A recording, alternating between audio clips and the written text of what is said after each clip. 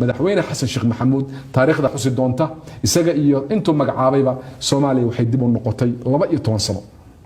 ma laga soo celin karaa waa laga soo celin karaa hantida wadanka meeday wasaaradihii meeye dhulkii wasaaraduhu meeye dhulkii ciidanku meeye dekadihii meeye hantidii qaranka oo dhan waxa lagu iibiyay waxa la bilbasaad alcalani ama mataqaana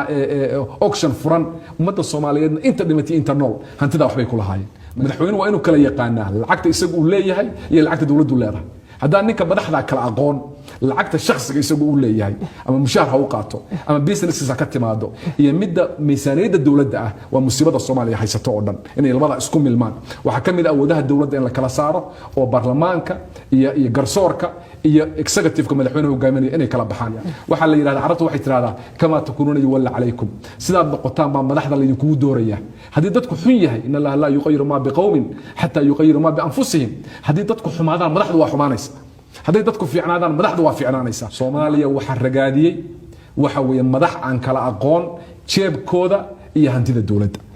in Soomaaliya haddaan musuqmaasuq xal loo helin haddaan ku sheegaya Soomaaliya rajo ma leh ilaa lala xisaabtamo hantidii wadanka waa la dhacay waa la socota madaxweyne xasan sheekh maxamuud iyo ra'iisul wasaarayaashiisii waxyaalaha yaab kale waxa kamid aha 4 sano Soomaaliya musuqmaasuq ka dhacay 25 sano la soo dhaafay kama dhicin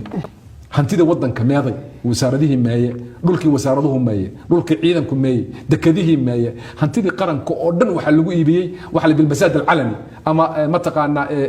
auction furan ummadda Soomaaliyeed inta dhimatay inta nool hantida waxbay ku lahaayeen magaalada caasimadda Muqdisho oo ummadda u dhaxayn lahayd waxay maraysaa TV-ga qaranka iyo raadiga qaranka inay gacanta ku jiraan madaxweynaha oo ay ka hadlayaan madaxweynaha safaradiisii iyo shirku xiray iyo shirku furay anigu waxaan ku jiray dadkii aad u taageeray madaxweyne xasan sheekh maxamuud markii la doortay waxaan aaminsanaa inuu Soomaaliya taariikh uga tagi doono waxaan u arkay nin ka yimid magaalada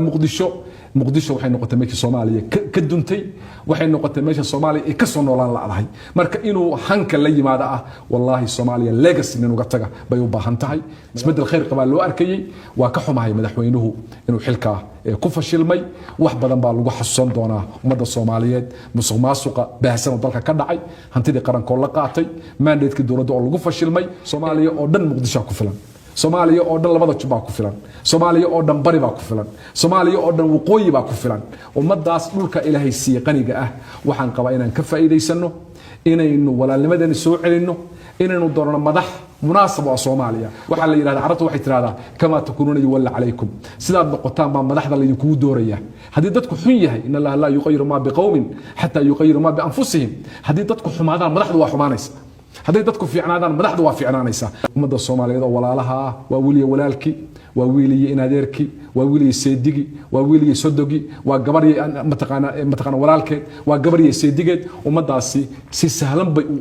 suurtagal u tahay inay dib u heshiisiin sameeyaan waxaad ogtahay wadanada Afrika oo dagaalada sokay ay ka dhaceen sida Rwanda sida Burundi sida Sierra Leone sida mataqaana wadanada la midka waxa loo sameeyay commission bay samaysteen la yiraahdo commissionka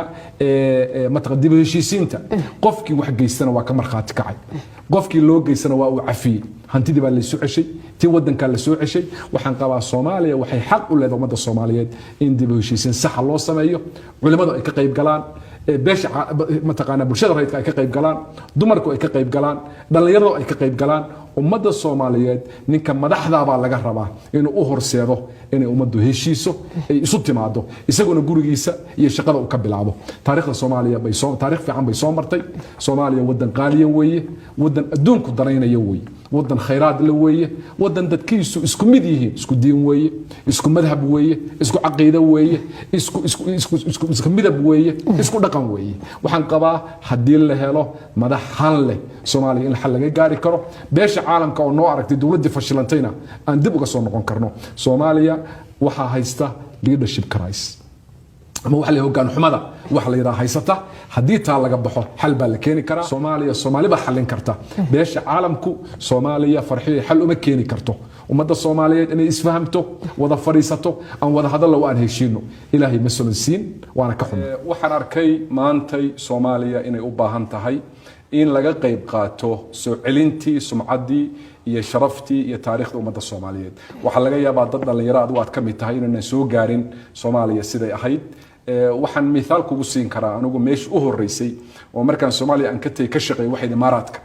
waqtigaas waxaan garanayaa waxa mamnuuc ahayd qofka Soomaaliga ah oo dadka Soomaalida badankoodu darawal ay ahaan jireen inuu ka shaqeeyo baabuurta lagu qaado sewage-ka ama qashinka musqulaha mamnuuc ay ka ahayd inuu wado arinta marka waxay ku tusaysaa sharafta dadka Soomaalidu ay lahaayeen waxaan marka aaminsanahay inaan u soo noqon karno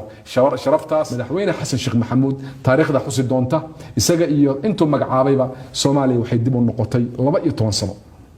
ma laga soo celin karaa waa laga soo celin karaa caalamku waa nagu daalan yahay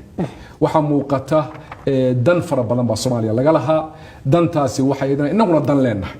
labada doon marka in la sukeeno la yiraahdo danta inagu aan leenahay iyo mid dalayna ka leeyahayba in la miisaabi karo dalkaani wuxuu u baahnaa in khayraadkiisa looga faa'iideeyo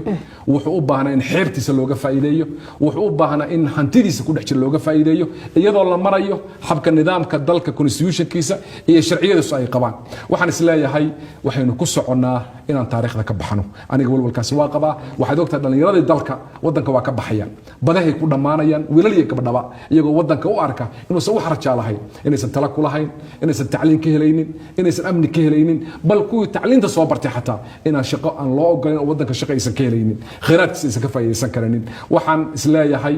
Soomaaliya fursadda maanta ay haysato baa kala goyntoonta mustaqbalkeeda haddaan geedda dhulka dhigno